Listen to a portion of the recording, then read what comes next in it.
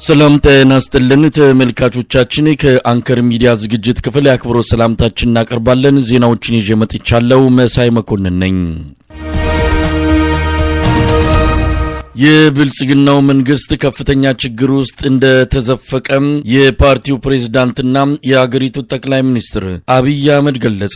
በቤተ መንግስት በተካሄደ ጥብቅ ሚስጥራዊ ስብሰባ ላይ አብይ አህመድ የወቅቱን የጸጥታ የኢኮኖሚና የዲፕሎማሲ ችግሮችን መንግስት ሊቋቋመው ከሚችለው በላይ እንደሆነበት መግለጹን ነው የአንከር ሚዲያ ምንጮች ከላኩት መረጃ ለማወቅ የተቻለው። አብይ አህመድ በጠራው ልዩና ሚስጥራዊ ስብሰባ ላይ የደህንነት ሚኒስትሩ ሬድዋን ሁሴን፣ ምክትል ጠቅላይ ሚኒስትር ተመስገን ጥሩነህ፣ ጀነራል ሹማ አብደታና ሌሎች የሪፐብሊካን ጋርድ አመራሮች የተሳተፉ ሲሆን ለጊዜው በስም ያልተጠቀሱ የሰራዊቱና የደህንነት መስሪያ ቤቱ ከፍተኛ ባለስልጣናትም እንደተገኙ ተመልክቷል። በዚሁ ስብሰባ ላይ አብይ አህመድ በውስጣችን ጠልፈው ሊጥሉን እየሰሩ ያሉ አመራሮች አሉ፣ በአጠቃላይ በብልጽግና ፓርቲ በተናጠልም በኦሮሚያ ብልጽግና ውስጥ የኔን ከስልጣን መወገድ ግብ አድርገው ሴራ የሚጎነጉኑ እንዳሉ እናውቃለን ሲል የተናገረው አብይ አህመድ ከምዕራባውያን ጋር የሚዶልቱ በሚል የከሰሳቸው የፓርቲውና ከፓርቲው ውጪ የሚገኙ አንዳንድ ሰዎች እንዲጠነቀቁ ነግረናቸዋል። ቀጣዩ ስራችን አርፈው የማይቀመጡ ከሆነ እርምጃ እንወስድባቸዋለን በማለት መግለጹንም ነው ለመረዳት የተቻለው። የምናደርጋቸው ስብሰባዎች፣ ሚስጥራዊ ውይይቶች ገና ከመቀመጫችን ሳንነሳ በጠላቶቻችን እጅ እየገቡ ነው ያለው አብይ አህመድ አንዳንዱ የተሰጠውን ኃላፊነት የማይረዳና መቋጠሪያ የሌለው፣ ሌላው ደግሞ ለጊዜው ከኛ ጋር ቢመስልም ከጠላት ጋር የሚሰራና የኛን ውድቀት የሚመኝ ነው። አንዳንዱ ደግሞ በጥቅም ተገዝቶ ለሆዱ የሚኖር ስለሆነ ሚስጥራችን እየባከነ እያዳከመን ነው ሲል በቁጣ ሆኖ ሲናገር እንደነበረ ነው የተገለጸው። አብይ አህመድ የሚመራው መንግስት የገባበትን ፈተና በዝርዝር ሲያስረዳ የኑሮ ውድነት፣ የዶላር እጥረት፣ የበጀት ጉድለት፣ የኢንቨስተሮች ከሀገር እየሸሹ መሆናቸው እጅግ አደገኛ ችግር ውስጥ እንደከተተው በግልጽ ተናግሯል። በአጠቃላይም በኢኮኖሚው ዘርፍ መጠነ ሰፊ አደጋዎች እንደተከሰቱ የተናገረው አብይ አህመድ ለመጠገንም ሆነ ለማስተካከል የሚያስችሉ እድሎች እየጠበቡ መምጣታቸውን ተስፋ በመቁረጥ ስሜት ውስጥ ሆኖ ሲናገር እንደነበርም ተመልክቷል። የሀገሪቱን የጸጥታ ሁኔታ በተመለከተም በአማራና በኦሮሚያ ክልሎች ያለው ሁኔታ ከጊዜ ወደ ጊዜ እየተባባሰ መምጣቱን፣ መንግስት የመቆጣጠር አቅሙ እየተዳከመ መሆኑን ያነሳው አብይ አህመድ መከላከያ ሰራዊቱ የጸጥታውን ችግር ለመቅረፍ የሚያስችል አቅምና ጥንካሬው እየላላ እንደሆነም አመልክቷል። የጸጥታውና የኢኮኖሚው ቀውሶች የሀገሪቱን ገጽታ ማበላሸታቸውን በመጥቀስ በዚህም ዲፕሎማሲው ግዙፍ ችግር ውስጥ ገብቶብናል ሲል ተናግሯል። አብይ አህመድ በግልጽም ኢትዮጵያ ከምስራቁም ሆነ ከምዕራቡ ዓለማት ተገላለች ብሏል።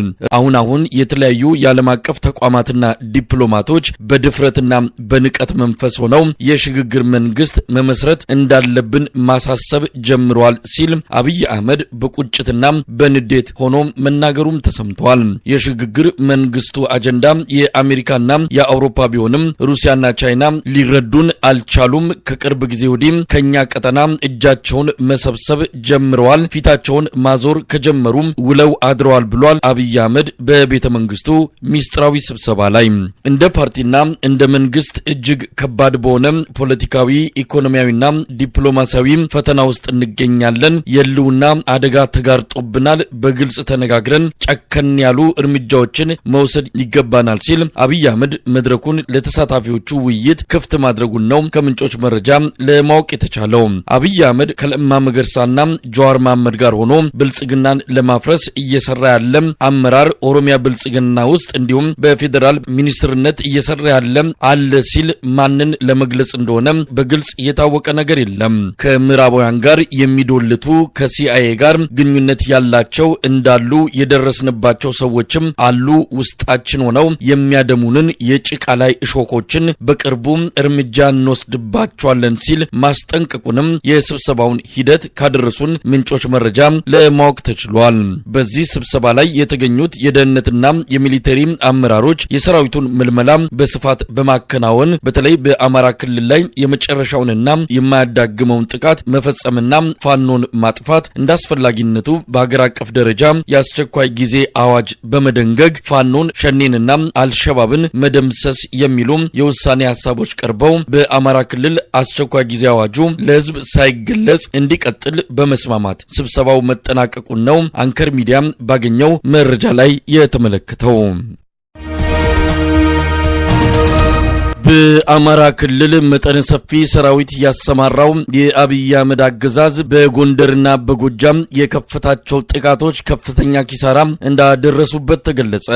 ደቡብ ጎንደር ላይ በ9 አቅጣጫዎች የገባው የአብይ አህመድ ሰራዊት ከጥቅም ውጪ መውጣቱን የቀጠናው የፋኖ አመራር ለአንከር ሚዲያ ገልጿል። ከባህር ዳር የሰሜን ምዕራብ እዝ ዋና ማዘዣ ጣቢያ የተነቃነቀውና ወደ ደቡብ ጎንደር ያቀናው ያገዛዙ ከፍተኛ የሰራዊት ኃይል ከማክሰኞ ጀምሮ በፋኖ ኃይሎች ላይ ጥቃት የከፈተ ሲሆን በሁሉም አቅጣጫዎች የመጣው የአብይ አህመድ ሰራዊት ተመክቶ ወደ መጣበት እንዲመለስ መደረጉን በርካታ ኃይሉ ሙት ቁስለኛና ምርኮ መሆኑን ነው የአማራ ፋኖ በጎንደር የህዝብ ግንኙነት ምክትል ኃላፊ ፋኖ አርበኛ ኢያሱ አባተ ለአንከር ሚዲያ የገለጸው። ከትናንት ጀምሮ በተደረገው እንቅስቃሴ በ9 በሚጠጋ አቅጣጫ ኃይላችን ከበባ ለማድረግ ሞክረዋል። ከባህር ዳር በጭስ አባይ ወንቅሸት በኩል በመውጣት አይሰድ ማርያም አካባቢ ንግስት አዜብ ተራራ ላይ ከኢንጂነር ማንችሎት ኃይል ጋር ከፍተኛ የሆነ ውጊያ ነበር። በዚህም በወገን በኩል በትልቅ አሸናፊነት ተጠናቋል። በተመሳሳይ ጀነራል ነጋ ተገኘ ክፍለ ጦር ኃይልም በዚህ ቦታ ላይ ውጊያ አድርጓል። አንበሳሚ አርብ ገበያ ከአርብ ገበያ ወፋር ግፍ መስመርም ውጊያ ነው።